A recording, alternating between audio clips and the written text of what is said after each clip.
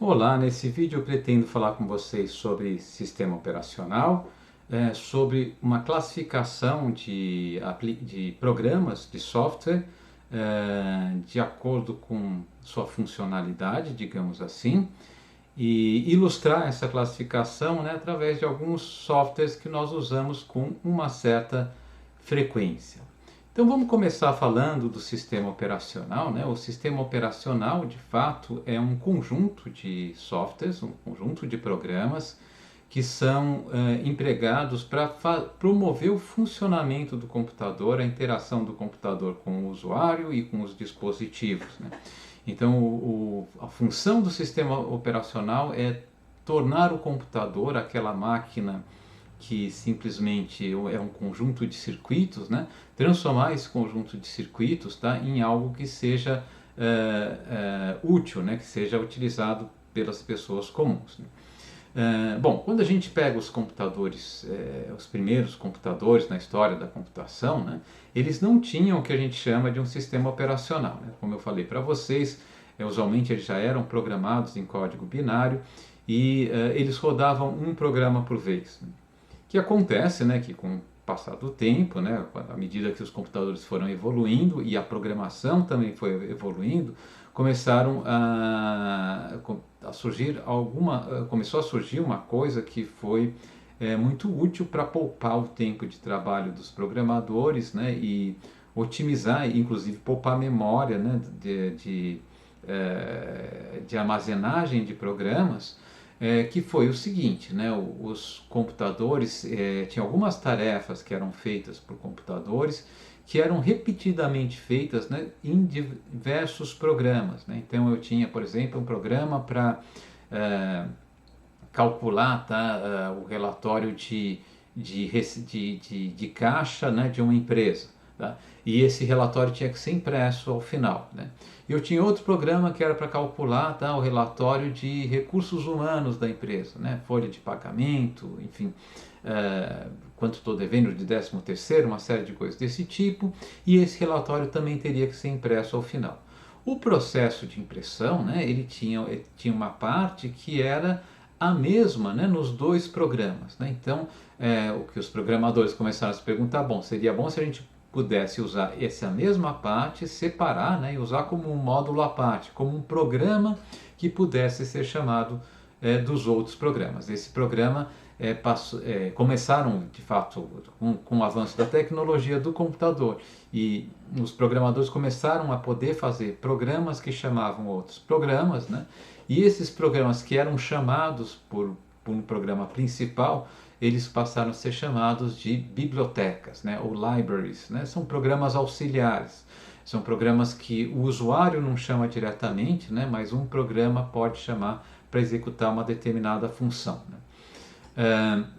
Uma outra coisa que aconteceu também, né, foi que os computadores eles passaram a serem capazes de executar mais de um programa simultaneamente, né? Inicialmente não mais de um programa simultaneamente, mas eles carregavam em sua memória diversos programas e a ordem de execução desses programas podia ser determinada por uma prioridade que não fosse simplesmente uma fila de entrada, né? Enfim, vamos supor que eu tinha um programa que tinha uma atividade crítica, que ele era de um setor, né, que era crítico, ele poderia ter prioridade para ser executado comparativamente a um programa cujo usuário, né, era funcionário no setor de uma empresa, por exemplo, que não era tão crítico assim. Então começaram a ter programas que organizavam a fila de execução dos diversos programas do computador. Então seriam programas que organizavam a execução de programas, né, do computador, e de modo a atingir, né, um critério de priorização da execução adequado. Bom, o que aconteceu foi que novamente os computadores eles evoluíram e permitiram a execução simultânea de diversos programas, né? De fato, não é bem execução simultânea de diversos programas. Eles permitiram que um programa que tivesse em fila de espera, enquanto um programa sendo executado, né, ele deixava um dispositivo do computador ocioso, por exemplo, enquanto ao gravar algum resultado, digamos, numa memória não volátil, né, a CPU estava ociosa, um outro programa podia usar essa CPU para executar uma instrução desse outro programa. Então, e é assim que funciona a execução simultânea de programas hoje, né? De fato, o que acontece é que nós temos um programa principal, um programa muito importante que a gente vai chamar o kernel do computador, que gerencia exatamente o uso dos recursos do computador, né? Dos programas que são os programas objetivo do computador, né? Os programas que a gente efetivamente quer rodar. Então, o que o kernel faz é o seguinte, ó, se a CPU está ociosa, enquanto o programa 1 está rodando, né? Então vamos chamar uma instrução do programa 2 para já ser executada, né? Para aproveitar esse tempo de ociosidade da CPU. Então, esses programas agora não só gerenciavam uma fila, né, de execução dos programas que estavam para ser executados, mas de fato eles otimizavam os usos dos recursos para que os programas pudessem ser executados na nossa percepção humana como se fosse simultaneamente. E é assim que os programas são executados simultaneamente. Então eu vou mostrar para vocês, tá, um caso em que a gente inicializa um sistema Linux, tá? Essa tela que vocês estão vendo, por exemplo, é a tela de um gerenciador de boot de uma distribuição do Linux, né? Ele está rodando em uma máquina virtual, tá? Então, quando eu ligo essa máquina, tá? Então aparece rapidamente aquela mensagem, né? Tecla F12, caso você queira, para decidir em que dispositivo você quer usar como dispositivo de boot. Se eu não teclar F12, né, ela passa para essa mensagem aqui, tá? Essa tela aqui, ela começa com essa primeira opção em aberto aqui, que aqui exatamente é para executar, para iniciar, tá, a distribuição do Linux que foi instalada nessa máquina, né, no modo padrão, né? Se eu quiser usar um modo não padrão, né, eu posso vir para uma segunda tela, né, que estava aqui, e que eu posso escolher se eu quero iniciar no modo de recuperação ou no modo normal, tá? É essa telinha que está sendo mostrada pelo nosso gerenciador de boot. Seu gerenciador de boot vai só chamar, né, o kernel do nosso sistema operacional, no caso o kernel do Linux, né? E o kernel vai chamar todos os outros programas que constituem o nosso sistema operacional e vai acontecer isso, né? Tá carregando o kernel, agora possivelmente já todos os outros aplicativos, todos os outros programas que fazem parte do sistema operacional, e agora apareceu uma tela, né, na qual a gente está mais familiarizado, né? Pelo menos tem um mouse aqui, né? Tem alguma coisa aqui para acionar, tá? Não é uma tela típica, né, do sistema Windows ou do sistema macOS, tá? Parece um pouquinho mais com Mac aqui, né? Mas é uma forma de interação que, se você se acostumar, ela é normal, né? Tá? Isso daqui é uma das possíveis, né, modos do Linux iniciar, tá? Eu já volto a falar sobre isso, tá? Aqui eu posso acessar os programas aqui, eu posso escrever, se eu não achei o programa aqui, eu posso escrever o nome do programa que eu estou procurando, né? Por exemplo, se eu escrever aqui Calc, por exemplo, né? Da opção de eu usar uma calculadora ou usar o LibreOffice Calc, que de fato é uma planilha de cálculo muito similar ao Excel, e assim por diante, né? Então aqui eu estou no meu sistema operacional. Então, se a gente voltar aqui para aquele nossa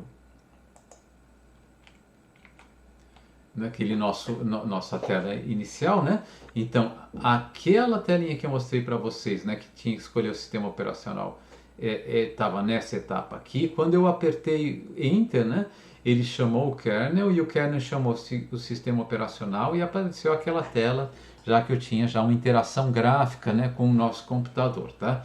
É isso que está acontecendo, né? Então vamos falar um pouquinho mais, né, de como o sistema operacional funciona, tá?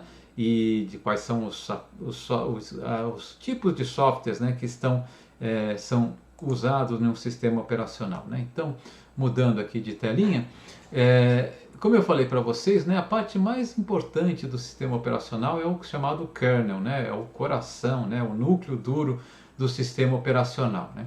O que o kernel faz? Ele controla, tá, a interação entre o computador, né, e seus dispositivos e todos os outros programas, tá? Parte desse controle aqui ele faz com o auxílio de um conjunto de programas chamados drivers também, né? É o seguinte, né? Primeiro, né? Eu tenho uma fila de programas aqui que estão querendo usar minha CPU para fazer operações, né? Para usar a unidade aritmética lógica, fazer contas, enfim, né? Processar informações.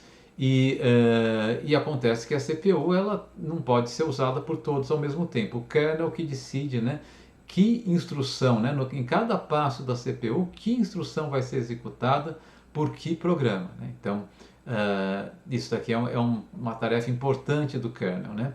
Uma tarefa ainda também muito importante. Aqui, por exemplo, eu estou simulando no meu computador, tá, o sistema operacional DOS, né? Esse sistema operacional foi o primeiro sistema operacional muito popular, né, para computadores pessoais, tá?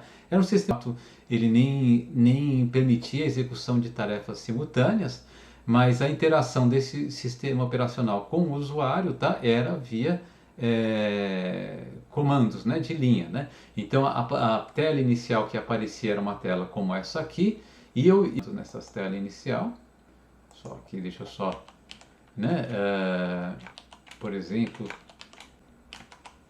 mas também outros sistemas operacionais admitem que a interação com o usuário, né, sistemas operacionais modernos, alguns admitem que a interação com o usuário seja feita inteiramente por comando de exemplo. Nesse caso aqui eu estou com uma tela de um sistema operacional Linux que está interagindo com o usuário, né, em um modo totalmente não gráfico, né, só comando de linha. E eu posso fazer coisas que não podia fazer com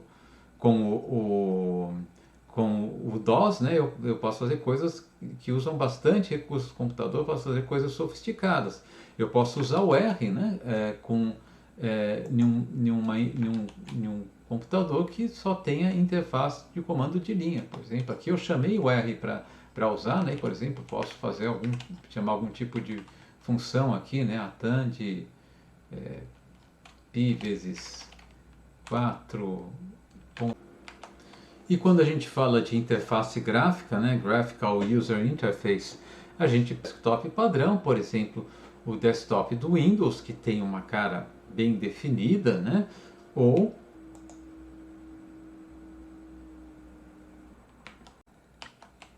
por outro lado, num sistema como o Linux, né, a gente tem mais flexibilidade. Por quê? Porque o Linux, a interface gráfica, ela é um programa à parte e eu tenho diversos programas que provêm essa interface gráfica, né? Esses programas são chamados de desktop environments, né? Então, ambientes de escrivaninha, ambiente de desktop, e cada um deles, né, procura, né, oferecer uma interface gráfica com o usuário que, na opinião, né, dos seus muito confortáveis, né? Esta aqui é a interface gráfica da minha máquina e ela parece muito com uma interface gráfica do Windows, né? Antes de virar um usuário do Linux, era um usuário do Windows e gostei dessa interface, que é chamado de um desktop environment. Aqui a gente tem uma outra possível interface gráfica, tá? Esse desktop é chamado GNOME, né? Gnomo, né, em português, tá? E ele funciona de uma maneira totalmente diferente de quem está habituado com Windows. Como eu não uso muito essa interface gráfica, eu até me perco um pouco com ela, né? Bem, além desses programas, né, que constituem o que a gente chama do núcleo do sistema operacional, né? Enfim, não que eu tenha listado todos, mas enfim, esses programas que garantem a interação do usuário com o computador e do computador, dos programas, né, com os dispositivos do computador, né? Além desses programas, quase todo sistema operacional ele é distribuído, né, conjuntamente com uma série de programas que a gente pode chamar de programas utilitários, né, que são aqueles programas, tá, que eu estou chamando aqui de utilitários do sistema, que são programas que ajudam, né, o usuário a gerir o seu sistema operacional. Tá? Então, entre eles, a gente pode falar dos gerenciadores de arquivo, de programas antivírus, configuradores de sistema, gerenciador de impressão, emulador de terminal e né? Os gerenciadores de arquivo talvez sejam os mais importantes, né, desse grupo aqui, que são aqueles programas que permitem que a gente faça, organize, né, os nossos documentos eletrônicos. Né? O mais famoso deles, enfim, o mais popular possivelmente, é o File Explorer do próprio Windows, né? Se vocês olharem, o interessante desse gerenciador é que, se vocês olharem no painel esquerdo dele, né, ele apresenta os seus arquivos, né, em uma estrutura de árvore, né, que eu acho que é bastante interessante para a gente organizar os arquivos. Né? Então eu tenho aqui um diretório chamado documentos, um outro grupo de programas que talvez vocês não tenham usado muito até hoje, mas acredito passem a usar mais, são chamados emuladores de terminais. Né? Como eu falei para vocês, os sistemas operacionais eles podem oferecer uma interface do tipo de comando de linha ou uma interface gráfica. Né? Mas por vezes a gente está usando a interface gráfica e gostaria de usar uma interface de comando de linha para executar alguma tarefa. Né? No Windows, tá, vocês podem fazer isso, né? Vocês simplesmente usando, tá, o prompt de comando. Né? Então vocês podem vir aqui na área de busca, né, e teclar commands. Né? Em português, na versão em português, eu acho que está escrito prompt de comando, alguma coisa assim, tá? E ele vai abrir uma janela, tá? Em que você tem uma interface de comando de linha muito similar à interface do DOS. Né? Claro que ela é mais poderosa, porque eu estou aqui com um sistema operacional mais poderoso, né? Mas eu posso aqui, por exemplo, pedir para ele listar os diretórios, né? Posso fazer, chamar alguns comandos em particular aqui, e ela pode ser interessante, né? Enfim, para alguns casos, tá? Quem é usuário do Linux vai usar com mais frequência, tá, esses terminais, tá, porque, bom, não é necessário usar com mais frequência esses terminais, mas quando você aprende, né, a usar o Linux e o poder que ele tem com comando de linha, às vezes você quer usar esses terminais para aproveitar esse poder. Né? Então, por exemplo, o Linux tem diversas formas, né, diversos simuladores de terminais. Esse aqui é um deles, por exemplo, tá? Mas tem um simulador de terminal que eu gosto bastante, que é esse aqui que eu estou mostrando agora para vocês, né? Que ele simplesmente ele pode aparecer no momento que eu quiser, né? E quando eu quiser. Eu teclo a tecla F12, ele aparece, a tecla F12 de novo, ele desaparece. E ele tem, na verdade, ele também é bonitinho, né? Às vezes vocês estão vendo aqui, né? Tem aqui uma imagem que está... Um outro grupo de programas que talvez vocês não tenham usado muito até hoje, mas acredito passem a usar mais, são chamados emuladores de terminais. Né? Como eu falei para vocês, os sistemas operacionais eles podem oferecer uma interface do tipo de comando de linha ou uma interface gráfica. Né? Mas por vezes a gente está usando a interface gráfica e gostaria de usar uma interface de comando de linha para executar alguma tarefa. Né? No Windows, tá, vocês podem fazer isso, né? Vocês simplesmente usando, tá, o prompt de comando. Né? Então vocês podem vir aqui na área de busca, né, e teclar commands. Né? Em português, na versão em português, eu acho que está escrito prompt de comando, alguma coisa assim, tá? E ele vai abrir uma janela, tá? Em que você tem uma interface de comando de linha muito similar à interface do DOS. Né? Claro que ela é mais poderosa, porque eu estou aqui com um sistema operacional mais poderoso, né? Mas eu posso aqui, por exemplo, pedir para ele listar os diretórios, né? Posso, enfim, posso fazer, chamar alguns comandos em particular aqui, e ela pode ser interessante, né? Enfim, para alguns casos, tá? Quem é usuário do Linux vai usar com mais frequência, tá?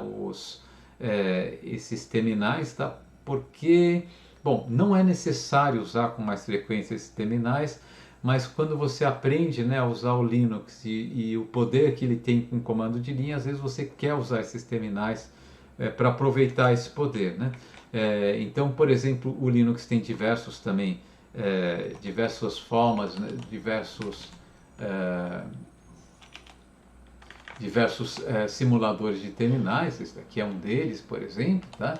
Mas eu tenho um simulador de terminal que eu gosto bastante, que é esse aqui que eu estou mostrando agora para vocês, né?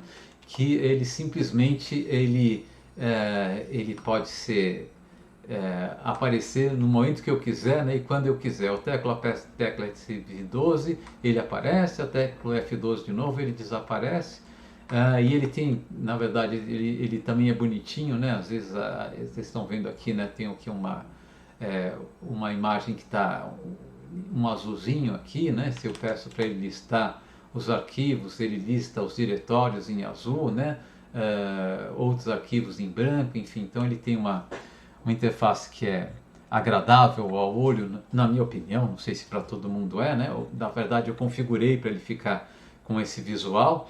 E, enfim, mas é interessante. Mais uma coisa que é interessante aqui, se eu quiser que ele ocupa meia tela, né, um pouco menos que meia tela. Se eu quiser que ele ocupe toda a tela, tá? Eu teclo Ctrl Shift F11, ele ocupa toda a tela, né? Ctrl Shift F11 de novo, ele ocupa só um pedaço da tela. F12 ele vai embora de novo, né? Enfim, então a gente tem bastante opção também, né, de simuladores de terminais, tá? E eu tenho certeza que tem bastante opções também para o Windows, né, e para o macOS, tá? Eu só estou mostrando aqui as opções do Linux que eu efetivamente estou mais familiarizado, né? Bom, então, além desses softwares que são as utilidades do sistema, agora vão ter os softwares que a gente efetivamente usa, né? Se nós estivermos programando, nós precisamos de softwares de programação, né? Que são o quê? Primeiro, os compiladores são aqueles programas que transformam código em programa em linguagem de máquina, né? Para quem programa em C, por exemplo, eu preciso de um compilador, tá? E os interpretadores, né, de código, que são aqueles softwares que leem o código linha a linha e transformam em cada uma dessas linhas, né? Linha a linha é forma de dizer, né? Mas pedaços a pedaços seria mais certo, e transformam cada um desses pedaços, desses blocos de leitura, em comandos de máquina, né? Instantaneamente, né? Então eles executam os comandos, né, instantaneamente, que vai ser o que a gente vai usar quando a gente estiver usando o R e o Python, tá? Nós temos os softwares que são editores de texto, né? E não confunda com os processadores de texto, né? O Word, por exemplo, né, da Microsoft, ele é um processador de texto, né? Ele usa o texto, mas ele formata texto, usa uma série de recursos, né? Um editor de texto simplesmente é um software em que eu escrevo um texto que ele salva o arquivo na forma de texto sem nenhuma informação adicional, né? Não tem informação de formatação nem nada disso. Então, voltando aqui, né, ao nosso Windows, tá? Deixa eu sair aqui. Por exemplo, um software editor de texto padrão do Windows, né, é o Notepad, né? Tá? Então, se eu usar o Notepad que vem instalado com Windows, na verdade, tá? Ele é um editor de texto muito simples, né? Então, vou escrever aqui, ó, editor de texto muito simples, né? Basicamente, ele faz o que os outros editores de texto fazem, né? Ele simplesmente escreve texto, tá? Sem formatação, sem nada adicional, tá? Mas esse texto que ele escreve, a forma como ele apresenta o texto não é útil para programador, né? O editor de texto é uma ferramenta de programador porque eu posso escrever código, né, em um editor de texto, né? Eu vou mostrar para vocês, tá? Um editor de texto que tem uma cara que o programador goste, tá? De fato, vocês vão ter diversos editores de textos, né? O que que ele está fazendo aqui, tá? Tudo que está escrito aqui, quando for salvo, vão ser só salvas as letras que estão aqui, né? Nada mais, nada menos do que essas letras. Mas vocês podem ver, aqui eu tenho um código escrito em Python, né? Vocês podem ver que na hora de exibir esse código, tá? Ele está usando cores diferentes, né? Esse trecho aqui que eu estou selecionando agora, tá? É um trecho que de fato é um comentário, é algo que o Python vai ver isso aqui e vai interpretar como não execute isso aqui. Tudo que começa com esse hashtag aqui, o Python entende como é algo para não ser executado. E o editor de texto deixa esse texto, né? Então, com a linha em cinza claro, né? Que é interessante, né?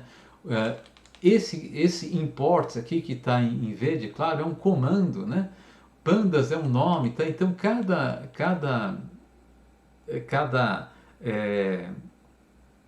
conforme a função, né, da palavra no código que eu estou usando, ele destaca com uma cor diferente, tá? É muito útil isso para o programador, né? Por exemplo, aqui eu tenho um monte de coisas entre parênteses. Quando eu seleciono um parênteses, né, aqui à direita, vocês estão vendo aqui o cursor está selecionando esse parênteses, no outro ele fecha aqui com um colorido, né? Então destacando, né, o fechamento do parênteses, tá?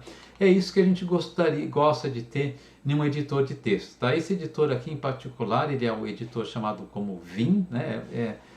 Algumas pessoas gostam, outras pessoas não, né? Enfim, depois talvez eu fale um pouquinho dele no decorrer do nosso curso, tá? Mas o que eu estou destacando aqui é uma propriedade que é comum a diversos editores de texto, que são editores programados para auxiliarem, tá? Pessoas que mexem com código, né? Então, e uma coisa importante é essa, né? O highlight, destacar o código, né? Então destaca o que é função, destaca, enfim, o que é procedimento. Eles destacam o código com cores diferentes, né? Além de fazer outras coisas que também são úteis, né? Enfim, que talvez eu volte a comentar mais para frente, tá? Aqui tem no mesmo editor de texto aqui eu tenho aqui um código que foi escrito em R, tá? Também está destacado, então vocês vão ver que aparece bem colorido tudo aqui, tá? Mas quando ele salva esse texto, ele vai salvar, tá? Só a informação que são, tá? As letrinhas que estão aqui, né? Só os caracteres, não salva mais nada, não salva a formatação, não é a mesma coisa que um processador de texto, né? Bom, alguns programadores, tá? Eles preferem usar, ao invés do que a gente chama de editor de texto, o que é chamado de uma IDE, né? Que é um IDE, na verdade, né? Integrated Development Environment, né? Que de fato usualmente vai ser um editor de textos com um pouco mais de recursos, né?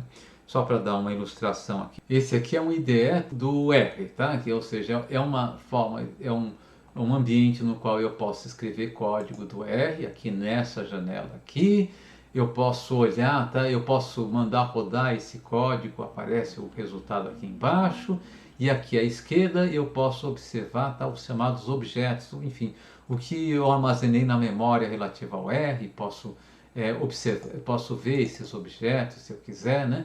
Então ele é um pouco mais rico que um editor de textos, tá? Embora, tá, eu devo dizer que a maioria dos editores de texto hoje ele permite que a gente faça extensões que transformem eles, tá, em IDEs, né? Usualmente a diferença é que a IDE, tá? Nem sempre, mas frequentemente, a diferença é que a IDE ela é especialista, né? Essa IDE aqui, por exemplo, é especialista para escrever código para o R. Eu tenho IDEs especialistas para escrever código para o Python e assim por diante, né? E usualmente ela vai realmente ter um pouco mais de recurso. Então fica um pouco a gosto do freguês aqui, se ele prefere escolher um editor de texto, né, que ele se acostuma a trabalhar e escreve todo o código para todos os programas nesse editor de texto, ou usa um IDE, né, para cada programa, tá, que é um IDE que é bem adaptado para cada tipo de... Bom, e também, né, entre os softwares de programação, enfim, aqui eu não sei nem se eu deveria, eu acho que sim, né? Tem um conjunto de bibliotecas, né, libraries, tá?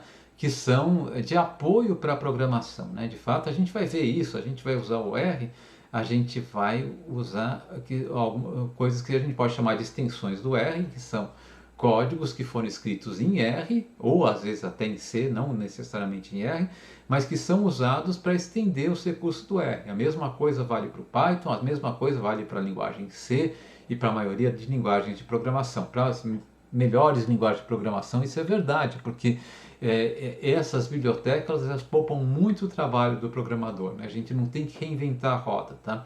O que pode ser feito de uma maneira repetida, né? E alguém já inventou como programar isso, a gente não precisa reprogramar, né? Bom, e por fim, né, os outros softwares, né, de fato, que a maioria das pessoas usam a maior parte do tempo, são os softwares que a gente costuma chamar de aplicativos, né, ou aplicativos de uso específico, né? Esses softwares, eles são softwares que foram desenhados para uso específico, né?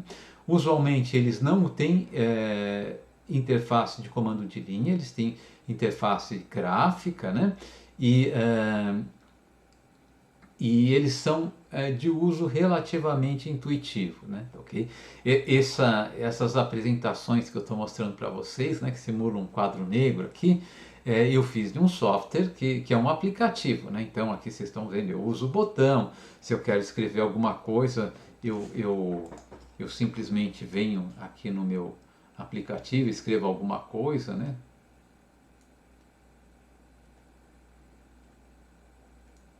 Tá? Ou usando o mouse, ou usando, como eu estou usando aqui, uma mesa digitalizadora, né? Com o mouse fica muito feia a letra, né? Mas enfim, então, isso aqui é um aplicativo de uso bastante amigável, né? Os aplicativos mais usuais são os processadores de texto, né? Tipo o MS Word, né? As planilhas de cálculo, né? Tipo a planilha do Excel, né? Jogos, né? E assim por diante, tá? Então, essas aqui são as famílias de, de programas, né? Uma classificação, né? De programas de acordo com a funcionalidade desses programas, né? Muito bem, né? Então com isso eu acho que eu encerro o que queria falar com vocês nesse vídeo aqui. No próximo vídeo a gente vai começar a usar o R e o Excel, tá? Então é isso, né? A gente termina aqui, agradeço a atenção e até o próximo vídeo. Tchau, gente.